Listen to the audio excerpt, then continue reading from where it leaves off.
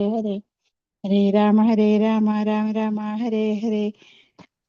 ജയ ശ്രീകൃഷ്ണ ചൈതന്യ പ്രഭു നിത്യാനന്ദ ശ്രീ അദ്വൈത ഗദാധര ശ്രീവാസാദി ഗൗര ഭക്തവൃന്ദ. ഹരേ കൃഷ്ണ മാതാജി. हरे कृष्ण माताजी, प्रणाम माताजी। പ്രണാം മാതാജി. हरे कृष्णा। हरे कृष्ण। हरे प्रणाम माताजी। हरे कृष्णा। ओम नमो भगवते वासुदेवाय। ओम नमो भगवते वासुदेवाय। ओम नमो भगवते वासुदेवाय। ओम अज्ञानतिमिरान्धस्य ज्ञानाञ्जनाशलाकया चक्षुरुन्मीलितं येन तस्मै श्रीगुरवे नमः। नमो विष्णुपादाय कृष्णप्रेष्ठाय भूतले श्रीमते भक्तिवेदान्त स्वामिनिधि नामिने। नमस्ते सारस्वते देवे गौरवाणी प्रचारिणे निर्विशेष शून्यवादी पाश्चात्य देशधारिणे। जय श्री कृष्ण चैतन्य प्रभु नित्यानंद श्री अद्वैत गदाधर श्रीवासादि गौर भक्त वृंद। हरे कृष्ण कृष्ण कृष्ण हरे हरे, हरे राम राम हरे हरे।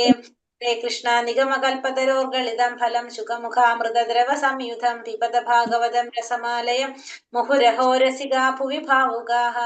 नारायणं नमस्कृत्यं नरं चैव नरोत्तमं व्यासं ततो जयमुदिरये।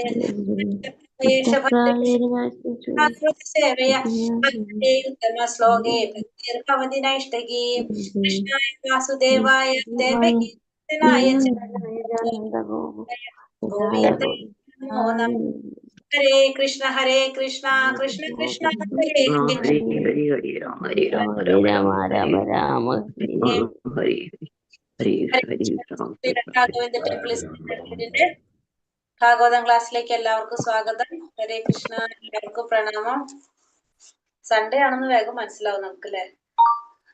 സൺഡേ ദിവസം കുറച്ച് കുറവായിരിക്കുമല്ലോ. അന്നത്തെ ദിവസം ഹരേ കൃഷ്ണ. എല്ലാവർക്കും പ്രണാമം. ഹരേ കൃഷ്ണ മാതാജി. ഹരേ കൃഷ്ണ. പ്രണാമം മാതാജി. ഇന്ന് 10ാമത്തെ അധ്യായം തുടങ്ങാണ്. 1ാമത്തെ സ്കന്ധം 10ാമത്തെ അധ്യായം. ദ്വാരകയിലേക്ക് ശ്രീകൃഷ്ണ ഭഗവാന്റെ പ്രയാണം. ദ്വാരകയിലേക്ക് ഭഗവാൻ ശ്രീകൃഷ്ണൻ പോകാണ് ഇനി. അപ്പൊ നമുക്കിനി അത് നോക്കാം. വലിയ അധ്യായം ചെറിയ അധ്യായമാണ് അല്ലെ. അധികം ശ്ലോകങ്ങളില്ലല്ലോ ഇതില്. എത്രയും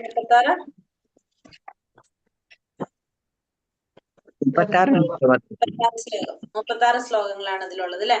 ചെറിയൊരു അധ്യായം. ഇതും അടുത്തതൊക്കെ ചെറുത് തന്നെ. ദ്വാരകയിലേക്ക് ഭഗവാൻ ശ്രീകൃഷ്ണന്റെ പ്രയാണം. അതാണ് നമ്മുടെ PDF ഞാൻ അയച്ചിട്ടുണ്ടായിരുന്നു. കിട്ടിക്കാണെന്ന് വിചാരിക്കുന്നു എല്ലാവർക്കും. സമ്മറി നോക്കാണ്ടോ എല്ലാവരും? കേട്ടോ? ക്ലാസ് കേട്ടോ? നോക്കും മാതാജി. ഇന്ന് നോക്കിയില്ലെന്നേ ഉള്ളൂ, സമയം കിട്ടി. ഭാഗവത ഇൻട്രൊഡക്ഷൻ എത്ര നന്നായിട്ടാ പറഞ്ഞിരിക്കുന്നത്. ഞാൻ ആദ്യത്തെ PDF ഇപ്പഴാ കേക്കണേ. അതെ. എത്ര അധ്യായം ഉണ്ട്, എത്ര ശ്ലോകങ്ങളുണ്ട്, എത്ര. Very good. ഹരേ കൃഷ്ണ. ഹരി ബോൽ. ഹരേ കൃഷ്ണ മാതാജി.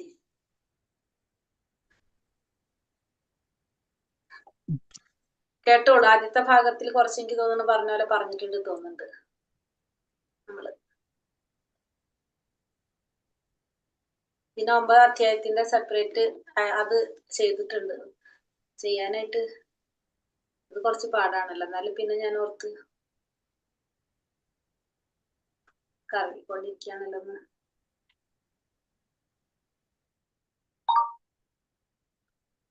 ഹരേ കൃഷ്ണ കൃഷ്ണ കൃഷ്ണ ഹരേ ഹരേ, ഹരേ രാമ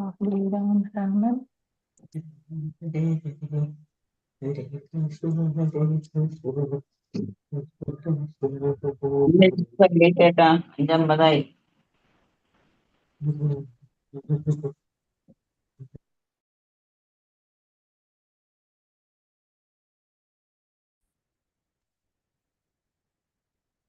ഹരേ കൃഷ്ണ. ഇപ്പൊ അധ്യായം 10 ദ്വാരകയിലേക്ക് ഭഗവാൻ ശ്രീകൃഷ്ണന്റെ പ്രയാണം. ഓം നമോ ഭഗവതേ വാസുദേവായ. ശ്ലോകം 1. ശൗനക ഉവാച. ഹത്വാ സരിക്താ സ്മൃതാതതായിനോ യുധിഷ്ഠിരോ ധർമ്മഭൃതാം വരിഷ്ഠഃ സഹാനുജൈ പ്രത്യവരുദ്ധ ഭോജന കഥം പ്രവൃത്ത കിമകാരക്ഷിത്തതഃ. शौनक उवाच हत्वा सरिक्ता स्मृता तदायिनो युधिष्ठिरो धर्मभृतां वरिष्ठः സഹാനുജൈ പ്രത്യവരുദ്ധ ഭോജന കഥം പ്രവൃത്ത കിമകാരക്ഷിത് തഥാ. ചൊല്ലിക്കൊള്ളൂ. ഹരേ കൃഷ്ണ. നമോ ഭഗവതേ വാസുദേവായ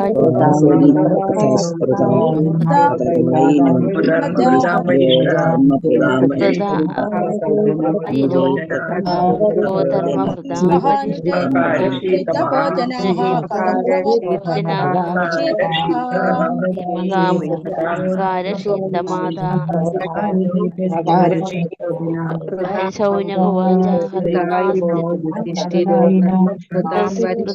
ആദരായിനും യുധിഷ്ഠിരോ ധർമ്മഭൃതാം വരിഷ്ഠഃ.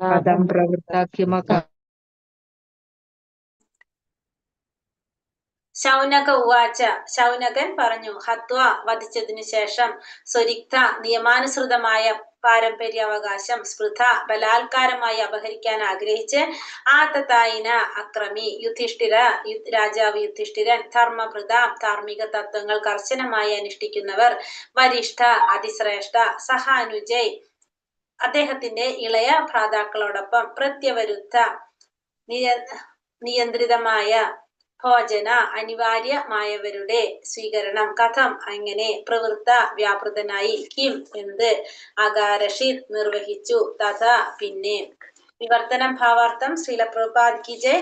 വിവർത്തനം. ശൗനക മുനി ആരാഞ്ഞു, തനിക്ക് പാരമ്പര്യമായി അവകാശപ്പെട്ട രാജ്യം ബലാത്കാരമായി അപഹരിക്കാൻ ആഗ്രഹിച്ച തന്റെ ശത്രുക്കളെയെല്ലാം വധിച്ച ശേഷം ധർമ്മിഷ്ഠരിൽ വച്ച ഏറ്റവും ശ്രേഷ്ഠനായ മഹാരാജാവ് യുധിഷ്ഠിരൻ അദ്ദേഹത്തിന്റെ ഭ്രാതാക്കളുടെ സഹായത്തോടെ എപ്രകാരമാണ് തന്റെ പ്രജകളെ ഭരിച്ചത്. നിശ്ചയമായും അദ്ദേഹത്തിന് പ്രതിബന്ധമില്ലാത്ത അവബോധത്തോടെ സ്വതന്ത്രമായി തന്റെ രാജ്യം ആസ്വദിക്കാൻ കഴിഞ്ഞിരിക്കുകയില്ല. ആരാ ചോദിക്കുന്നത്? ശൗനകാദി ഋഷികൾ അല്ലെ? ആരോടാ ചോദിക്കുന്നത്? ശൗനകാദി ഋഷികൾ ആരോടായിരിക്കും ചോദിക്കുന്നുണ്ടാവാ? ആരോടാ ചോദിക്കുന്നേ? യുധിഷ്ഠിരനോടല്ലേ മാതാജി? യുധിഷ്ഠിരനോടല്ല,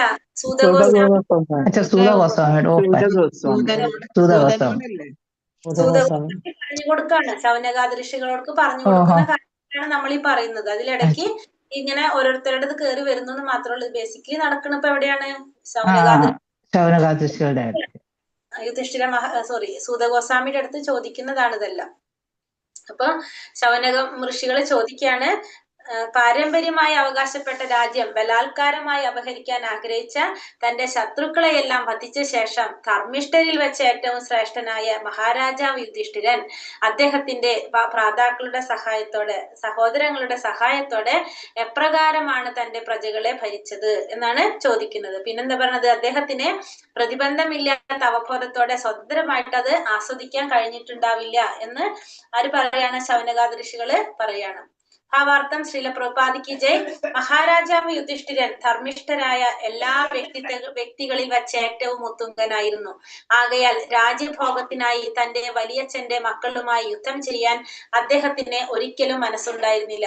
ഹസ്തിനപുര രാജ്യം അദ്ദേഹത്തിന്റെ നിയമാനുസൃതമായ പാരമ്പര്യ അവകാശമായിരുന്നു. എന്നാൽ അദ്ദേഹത്തിന്റെ വലിയച്ഛന്റെ മക്കൾ അവർക്കായി അത് അപഹരിക്കാൻ ആഗ്രഹിച്ചു. ആകയാൽ അദ്ദേഹം നീതിക്ക് വേണ്ടിയാണ് യുദ്ധം ചെയ്തത്. എന്നാൽ അദ്ദേഹത്തിന്റെ വലിയച്ഛന്റെ പുത്രന്മാരെല്ലാം യുദ്ധത്തിൽ വധിക്കപ്പെടുകയാൽ ശ്രീകൃഷ്ണ ഭഗവാന്റെ മാർഗനിർദ്ദേശത്തിന് കീഴിൽ നീതിക്ക് വേണ്ടി നിർവഹിക്കപ്പെട്ട യുദ്ധവിജയത്തിന്റെ ഫലങ്ങൾ ആസ്വദിക്കുവാൻ അദ്ദേഹത്തിന് കഴിഞ്ഞില്ല. ആകയാൽ കർത്തവ്യമായി കരുതി തന്റെ ഇളയ ഭ്രാതാക്കളുടെ സഹായത്തോടെ അദ്ദേഹം രാജ്യം ഭരിച്ചു. സ്വസ്ഥമായി രാജ്യം ആസ്വദിക്കാൻ കഴിയുന്ന നിലയിലായപ്പോൾ മഹാരാജാവ് യുധിഷ്ഠിരന്റെ പെരുമാറ്റത്തെ കുറിച്ച് അറിയാൻ ശൗനക ഋഷി ആഗ്രഹിച്ചു. അതിനാൽ ഈ അന്വേഷണം അദ്ദേഹത്തിന് പ്രധാനമായിരുന്നു. ഇപ്പൊ മഹാരാജാവ് യുധിഷ്ഠിരൻ എങ്ങനെയാണ്? ധർമ്മിഷ്ഠനായിട്ടുള്ള ഒരു വ്യക്തിയായിരുന്നു. എല്ലാ വ്യക്തികളിൽ വെച്ച് ഏറ്റവും ഉത്തുംഗനായിട്ടുള്ള വ്യക്തിയാണ്, ധർമ്മിഷ്ഠനായിട്ടുള്ള ഒരു വ്യക്തിയാണ്. അതുകൊണ്ട് തന്നെ രാജ്യഭോഗത്തിനായി തന്റെ വലിയച്ഛന്റെ മക്കളുമായി യുദ്ധം ചെയ്യാൻ അദ്ദേഹത്തിന് ഒരിക്കലും മനസ്സുണ്ടായിരുന്നില്ല. അദ്ദേഹത്തിന് രാജ്യത്തിന് വേണ്ടിയിട്ട് ഒരിക്കലും യുദ്ധം ചെയ്യാനായിട്ട് യുധിഷ്ഠിര മഹാരാജാവിന് താല്പര്യമുണ്ടായിരുന്നില്ല. ഹസ്തിനപുര രാജ്യം അദ്ദേഹത്തിന്റെ നിയമാനുസൃതമായ പാരമ്പര്യ അവകാശമായിരുന്നു. പക്ഷെ ദുര്യോധനാദികൾ എന്ത് ചെയ്യാണ്? അത് അപഹരിക്കാൻ ആഗ്രഹിച്ചു. അതുകൊണ്ട് തന്നെ നീതിക്ക് വേണ്ടിയിട്ടാണ് അവിടെ യുദ്ധം നടന്നത്. എന്നാൽ അദ്ദേഹത്തിന്റെ വലിയച്ഛന്റെ പുത്രന്മാരെല്ലാവരും ആ യുദ്ധത്തിൽ വധിക്കപ്പെടുകയാൽ ഭഗവാൻ ശ്രീകൃഷ്ണന്റെ നിർദ്ദേശത്തോടു കൂടി നീതിക്ക് വേണ്ടി നിർവഹിക്കപ്പെട്ട ആ വിജയത്തിന്റെ ഫലങ്ങൾ ആസ്വദിക്കാൻ ആർക്ക് കഴിഞ്ഞില്ല? യുധിഷ്ഠിര മഹാരാജാവിന് കഴിഞ്ഞില്ല. അതുകൊണ്ട് തന്നെ തന്റെ കർത്തവ്യമാണെന്ന് മാത്രം കരുതിയിട്ട് തന്റെ സഹോദരന്മാരുടെ സഹായത്തോടെ അദ്ദേഹം രാജ്യം ഭരിച്ചു. ഇപ്പൊ രാജാവാണ്, രാജ്യം ഭരിക്കേണ്ടതാണ് എന്നുള്ളൊരു കർത്തവ്യമാണ് എന്റെ എന്ന് മാത്രം വിചാരിച്ചുകൊണ്ടാണ് അവിടെ അദ്ദേഹം രാജ്യം ഭരിച്ചിരുന്നത്. സഹോദരന്മാരുടെ സഹായത്തോടു കൂടി സ്വസ്ഥമായി രാജ്യം ആസ്വദിക്കാൻ കഴിയുന്ന നിലയിലായപ്പോൾ മഹാരാജാവ് യുധിഷ്ഠിരന്റെ പെരുമാറ്റത്തെ കുറിച്ച് ശൗനകാദി ഋഷികള് ആഗ്രഹിക്കുകയാണ് അറിയാനായിട്ട്. അത് വളരെ പ്രധാനപ്പെട്ട അന്വേഷണം അദ്ദേഹത്തിന്റെ പ്രധാനമായിരുന്നു. അടുത്ത ശ്ലോകം സൂതഗോസ്വാമി എന്താ പറയുന്നത് ശൗനകാദി ഋഷികളുടെ ചോദ്യത്തിന്? സൂതഗോസ്വാമി പറയുന്നതാണ്, സൂത ഉവാച വംശേ പുരോർവംശതവാഗ്നി നിർഹൃതം സംരോഹയിത്വാ ഈശ്വരോ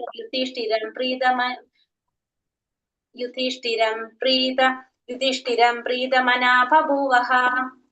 സൂത ഉവാച വംശം പുരോർവംശതവാഗ്നി നിർഹൃതം സരോഹയിത്വാ ഭവഭാവനോ ഹരി നിവേശയിത്വോ നിജരാജ്യ ഈശ്വരോ യുധിഷ്ഠിരം പ്രീതമനാ ബഭൂവഃ. ചൊല്ലിക്കോളൂ. നമോ ഭഗവതി വാസുദേവായ നമോ ഭഗവതേ വാസുദേവായ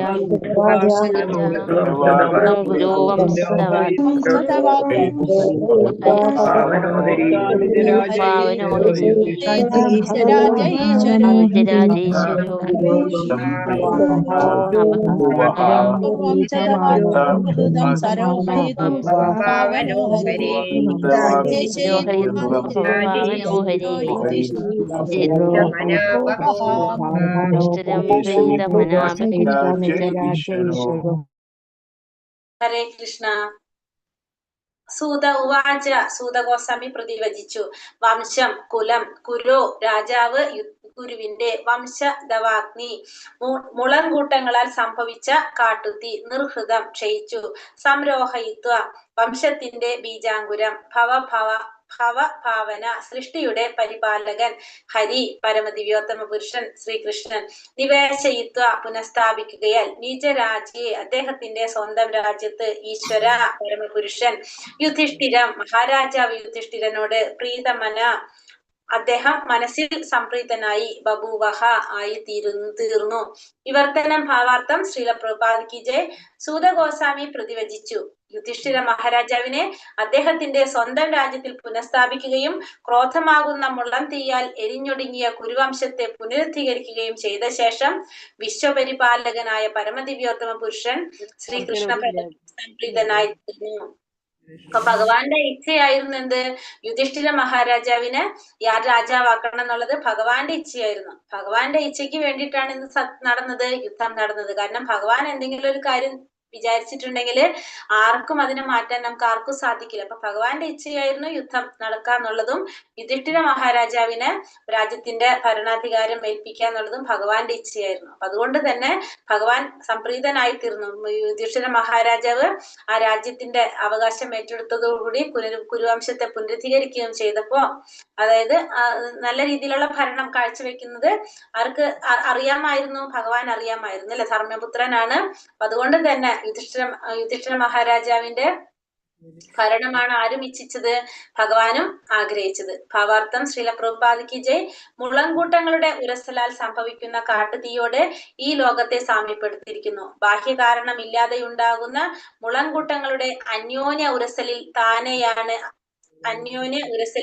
താനെയാണ് അപ്രകാരമുള്ള കാട്ടുതീ സംഭവിക്കുന്നത്. അതേപോലെ ഭൗതിക പ്രകൃതിയുടെ അടക്കി ഭരിക്കുവാൻ ആഗ്രഹിക്കുന്നവരുടെ ഉഗ്രകോപത്തിന്റെ പരസ്പര പ്രവർത്തനത്താൽ ഭൗതിക ലോകത്തിൽ യുദ്ധാഗ്നി ആളിപ്പടരുകയും അതിൽ അനാവശ്യ ജനസംഖ്യ നശിപ്പിക്കപ്പെടുകയും ചെയ്യുന്നു. അപ്രകാരം ജനങ്ങളുടെ വ്യവഹാരങ്ങളാൽ സംഭവിക്കുന്ന തീ അഥവാ മനുഷ്യ സമുദായത്തിൽ യുദ്ധത്തിൽ ഭഗവാന് യാതൊരു പങ്കുമില്ല.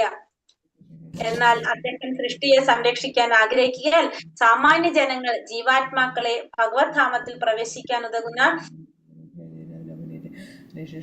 ആത്മസാക്ഷാത്കാരത്തിന്റെ ഉചിതമായ മാർഗം പിന്തുടരണമെന്ന് അദ്ദേഹം ആഗ്രഹിക്കുന്നു.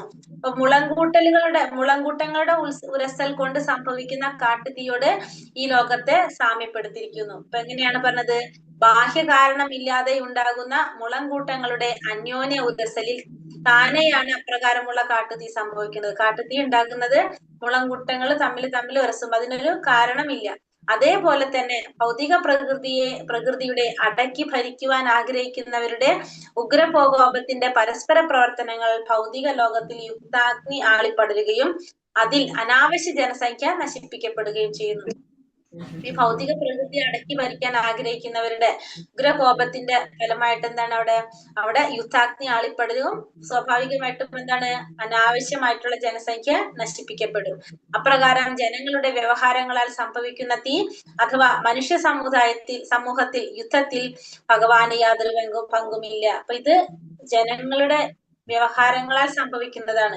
അതിൽ ആർക്കൊരു പങ്കുമില്ല, ഭഗവാന് യാതൊരു പങ്കും അവിടെ ഇല്ല.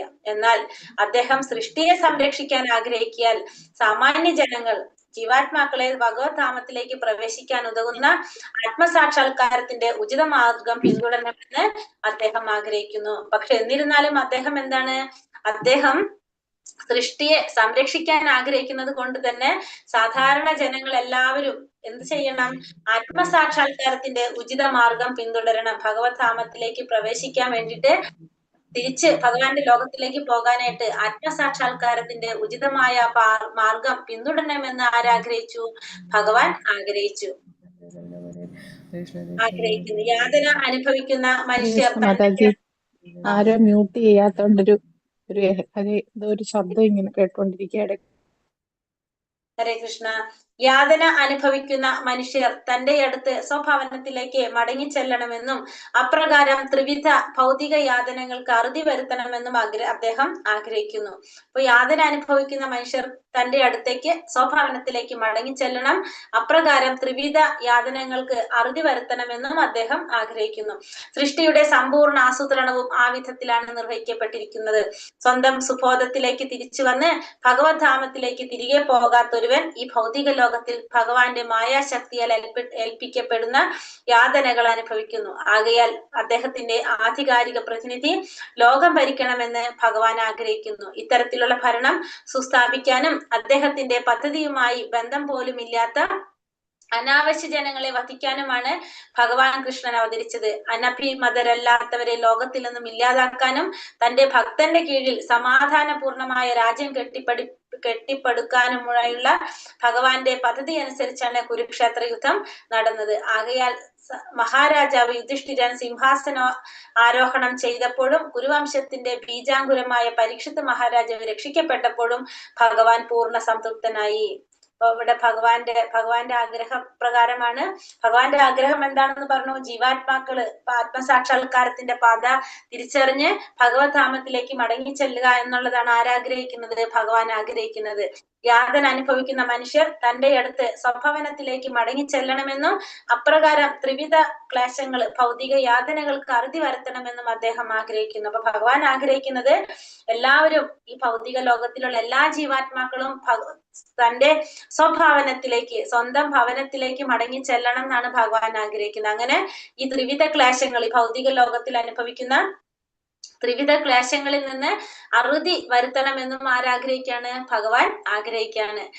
സൃഷ്ടിയുടെ സമ്പൂർണ്ണ ആസൂത്രണവും ആ വിധത്തിലാണ് നിർവഹിക്കപ്പെടുന്നത്. അപ്പൊ നമ്മുടെ സൃഷ്ടിയുടെ ആസൂത്രണവും എങ്ങനെ തന്നെയാണ്? അത് തന്നെയാണ്. കാരണം നമുക്കറിയാം ഭൗതിക ലോകത്തിൽ എന്തുണ്ട്? ജനനവും മരണവും ഒക്കെ സംഭവിക്കുന്നുണ്ട്. അപ്പൊ അതിനനുസരിച്ച് നമ്മൾ എന്താ പറയാ, ആത്മസാക്ഷാത്കാരത്തിന് വേണ്ടിയിട്ട് നമ്മൾ പ്രവർത്തിക്കുകയാണെങ്കിൽ നമുക്ക് എന്ത് സാധിക്കും? മരണശേഷം വീണ്ടും ഇവിടേക്ക് തന്നെ വരേണ്ടതായിട്ട് വരുന്നില്ല. സ്വന്തം സുബോധത്തിലേക്ക് തിരിച്ചു വന്ന് ഭഗവത് ധാമത്തിലേക്ക് തിരികെ പോകാത്തൊരുവൻ, നമ്മൾ വീണ്ടും നമ്മുടെ സ്വന്തം സുബോധത്തിലേക്ക് തിരിച്ചു വന്ന് ഭഗവത് ധാമത്തിലേക്ക് തിരിച്ചു പോകാത്തൊരുവൻ ഈ ഭൗതിക ലോകത്തിൽ ഭഗവാന്റെ മായാശക്തിയാൽ ഏൽപ്പിക്കപ്പെടുന്ന യാതനകൾ അനുഭവിക്കുന്നു. അപ്പോ ആരാണോ സ്വന്തം സുബോധത്തിലേക്ക് തിരിച്ചു വന്നിട്ട് ഭഗവാന്റെ ധാമത്തിലേക്ക് പോകാത്തത്, അങ്ങനെ ഒരു വ്യക്തിക്ക് എന്ത് വേണ്ടി വരും?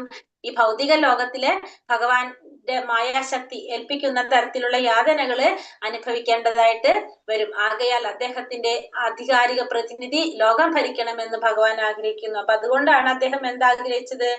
ഭഗവാന്റെ തന്നെ ആധികാരിക പ്രതിനിധിയായിട്ടുള്ള രാജാവ് അല്ലെ, രാജാവ് വെച്ചാൽ ഭഗവാന്റെ പ്രതിനിധിയാണ് നമ്മൾ പറഞ്ഞു. അപ്പൊ രാജാവ് രാജ്യം ഭരിക്കണം, യുധിഷ്ഠിര മഹാരാജാവ് രാജ്യം ഭരിക്കണമെന്ന് ഭഗവാൻ ആഗ്രഹിച്ചത് അതുകൊണ്ടാണ്. കാരണം നല്ലൊരു രാജാവാണെങ്കിൽ എന്ത് ചെയ്യും? ജനങ്ങളുടെ ക്ഷേമത്തിന് വേണ്ടി പ്രവർത്തിക്കും. ജനങ്ങളുടെ ക്ഷേമം എന്ന് പറഞ്ഞാൽ എന്താണ്? ആത്മസാക്ഷാത്കാരത്തിലേക്ക് നയിക്കുക എന്നുള്ളതാണ്. അതിലേക്ക് നയിക്കുക എന്നുള്ളതാണ് ഏറ്റവും ജനങ്ങളുടെ ക്ഷേമ പ്രവർത്തനം എന്ന് പറയുന്നത്. ഇത്തരത്തിലുള്ള ഭരണം സുസ്ഥാപിക്കാനും അദ്ദേഹത്തിന്റെ പദ്ധതിയുമായിട്ട് ബന്ധമില്ലാത്ത അനാവശ്യ ജനങ്ങളെ വധിക്കാനുമാണ് ഭഗവാൻ അവതരിച്ചത്. അപ്പൊ ഭഗവാൻ അവതരിച്ചത് എന്തിനാണ്? ധർമ്മത്തെ പുനഃസ്ഥാപിക്കാൻ, പിന്നെ ഭഗവാന്റെ പദ്ധതികളുമായിട്ട് യാതൊരു ബന്ധമില്ലാത്തവരെ, അതായത് ആസുരികമായിട്ടുള്ള സ്വഭാവത്തിലുള്ളവരെ വധിക്കുക. അതാണ് ഭഗവാന്റെ അവതരണത്തിന്റെ ലക്ഷ്യം. അനഭിമതരല്ലാത്തവരെ ലോകത്തിൽ നിന്നും ഇല്ലാതാക്കാനും തന്റെ ഭക്തന്റെ കീഴിൽ സമാധാനപൂർണമായ രാജ്യം കെട്ടിപ്പടുക്കാനുമുള്ള ഭഗവാന്റെ പദ്ധതി അനുസരിച്ചാണ് കുരുക്ഷേത്ര യുദ്ധം നടന്നത്. അപ്പൊ കുരുക്ഷേത്ര യുദ്ധം നടന്നത് ഭഗവാന്റെ ഇച്ഛയ്ക്ക് അനുസരിച്ചാണ്. കാരണം എന്താണ്? മതരല്ലാത്തവരെ ലോകത്തിൽ നിന്നും ഇല്ലാതാക്കാനും, അങ്ങനെ എന്താണ് പറയാ, ആവശ്യമില്ലാത്തവരെ അല്ലെ, ഭഗവാന്റെ ഇച്ഛയ്ക്ക് അനുസരിച്ച് പ്രവർത്തിക്കാത്തവരെ, വിരുദ്ധമായിട്ട് പ്രവർത്തിക്കുന്നവരെ ഈ എന്ത് ചെയ്യാ? ഈ ലോകത്തിൽ നിന്ന് ഇല്ലാതാക്കുക. പിന്നെ അതുപോലെ തന്നെ ഒരു ഭക്തന്റെ കീഴില് സമാധാനപൂർണമായ ഒരു രാജ്യം കെട്ടിപ്പടുക്കുക. ഈ പദ്ധതിയാണ് അനുസരിച്ചാണ് എന്ത് നടക്കുന്നത്? കുരുക്ഷേത്ര യുദ്ധം നടന്നത്. അതുകൊണ്ട് തന്നെ മഹാരാജാവ് യുധിഷ്ഠിരൻ സിംഹാസനാരോഹണം ചെയ്തപ്പോ, അതേപോലെ തന്നെ കുരുവംശത്തിന്റെ അടുത്ത അവകാശി പരീക്ഷിത്ത് മഹാരാജാവ് രക്ഷിക്കപ്പെട്ടപ്പോഴും ഭഗവാൻ സമ്പൂർണ്ണ തൃപ്തനായി. ഇപ്പൊ കേരളത്തിൽ അത്യാവശ്യ ഭഗവാന്റെ ഒരു അവതാരം. ഹരേ കൃഷ്ണ മാതാജി. ഹരേ കൃഷ്ണ. ശ്ലോകം 3. നിശമ്യ ഭീഷ്മോക്തം അഥാച്യുതോക്തം പ്രവൃത്ത വിജ്ഞാന വിധൂത വിപ്രമ ശശാസകാമിത്ര ഇവാജിദാശ്രയ പര്യുത്യുപാന്താം അനുജാനുവർത്തിതഃ. നിശമ്യ ഭീഷ്മോക്തമഥാച്യുതോക്തം പ്രവൃത്ത വിജ്ഞാന വിധൂത വിപ്രമ ശശാസകാമിത്ര ഇവാജിദാശ്രയ പര്യുത്യുപാന്തം അനുജാന വർത്തിതഃ. ചൊല്ലിക്കോളൂ. ഓം നമോ ഭഗവതി വാസുദേവായ.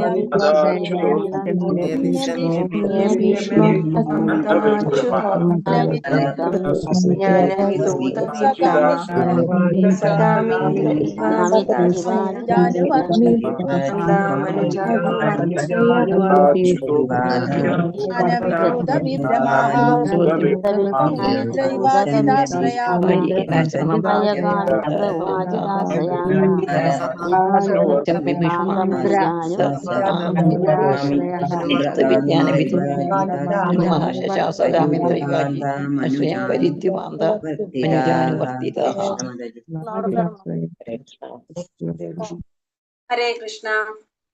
നിശമ്യ ശ്രവിച്ച ശേഷം ഭീഷ്മദേവൻ പറഞ്ഞതൊക്കെയും അതുപോലെ അച്യുതോക്തം അച്യുതനായ ഭഗവാൻ ശ്രീകൃഷ്ണൻ അരുളി ചെയ്തതും പ്രവൃത്ത അതിൽ നിരതനാകുകയാൽ വിജ്ഞാന പരിപൂർണ ജ്ഞാനം വിധുത പൂർണമായും ശുദ്ധീകരിക്കപ്പെട്ടു വിഭ്രമ എല്ലാ ആശങ്കകളും ശശാസ ഭരിച്ചു ഗാം ഭൂമി ഇന്ദ്ര സ്വർഗാധിപതിയായ ഇന്ദ്രൻ ഇവ പോലെ അജിതാശ്രയ അജയ്യനായ ഭഗവാനാൽ സംരക്ഷിക്കപ്പെട്ട് പരിധി ഉപാന്തം സാഗരങ്ങൾ ഉൾപ്പെടെ അനുജന്മാർ അനുവർത്തിത അവരാൽ അനുഗമിക്കപ്പെട്ട് വിവർത്തനം ഭാവാർത്ഥം ശ്രീല പ്രഭുപാദിക്ക് ജയ്.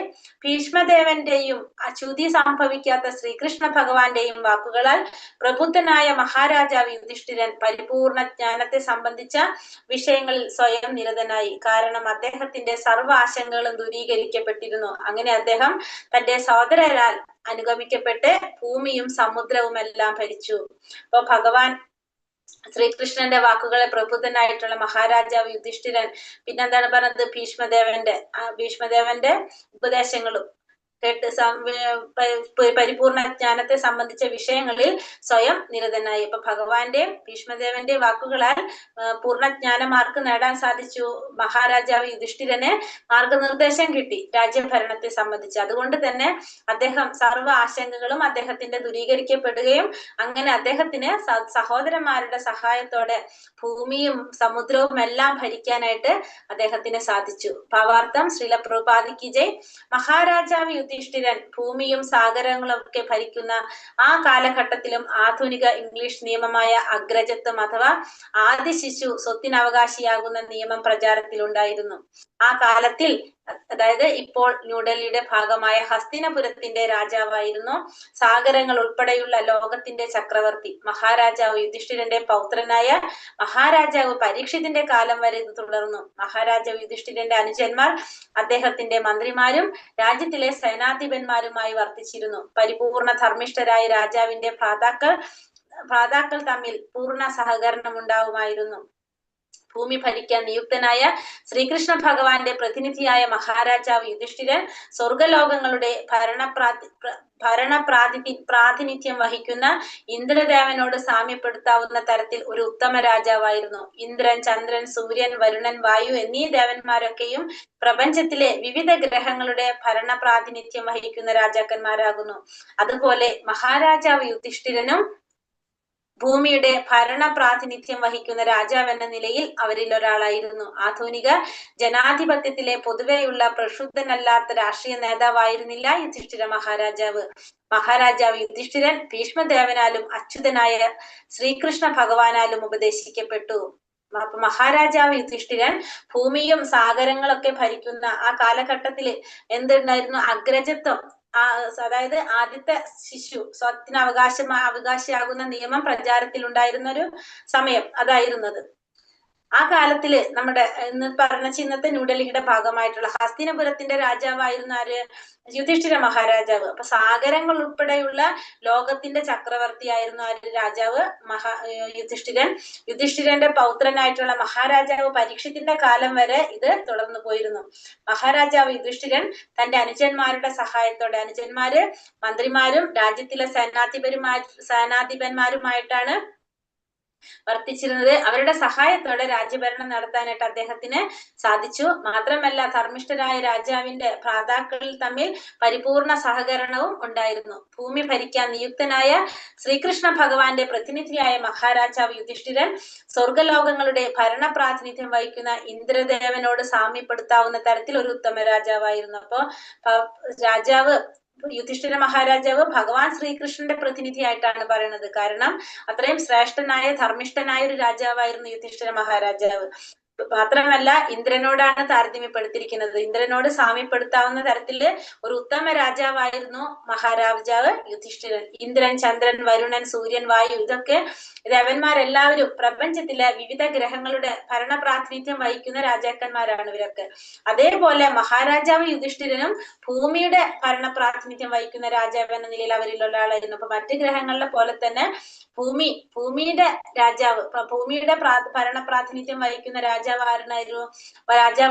യുധിഷ്ഠിര മഹാരാജാവ്. ആധുനിക ജനാധിപത്യത്തിലെ പൊതുവെയുള്ള പ്രബുദ്ധനല്ലാത്ത രാഷ്ട്രീയ നേതാവായിരുന്നില്ല യുധിഷ്ഠിര മഹാരാജാവ്. അപ്പൊ ഇന്നത്തെ കാലത്ത് രാഷ്ട്രീയ നേതാക്കൾ പോലെയുള്ള രാജാവല്ല ആര്? യുധിഷ്ഠിര മഹാരാജാവ്. അദ്ദേഹം ഭീഷ്മദേവനാലും അച്യുതനായ ഭഗവാനാലും ഉപദേശിക്കപ്പെട്ടവനായിരുന്നു. അപ്പോ ഭഗവാന്റെയും ഭീഷ്മദേവന്റെയും ഉപദേശങ്ങൾ അതനുസരിച്ചാണ് ആര് രാജ്യം ഭരിച്ചിരുന്നത്? യുധിഷ്ഠിര മഹാരാജാവ് രാജ്യം ഭരിച്ചിരുന്നത്.